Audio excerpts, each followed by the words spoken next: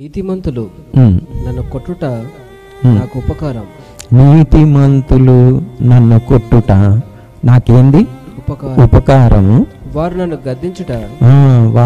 గద్దించుట నాకు తైలాభిషేకము. నేను అట్టి అభిషేకమును త్రోసివేయకుందును గాక. త్రోసివేయకుందు. ఇంత చక్కటి మాట చెప్తా ఉన్నాడు కదా. నీతిమంతు కొడితే కూడా అది ఏందంట నాకు ఉపకారం. ఎందుకంటే ఆ పని చాలా ప్రేమించిన వారే చేయగలుగుతారు. మరి వాళ్ళు గద్దిస్తే నాకు తైలాభిషేకం. నేను దాన్ని తృణీకరించాను, నేను అంగీకరిస్తా అని చెప్తాను. సో మిమ్మల్ని ఎవరైనా కరెక్షన్ చేసినా, ఈవెన్ దేవుని భయభక్తులు లేని చేసినా వినండి. ఒకవేళ అది కరెక్ట్ అయితే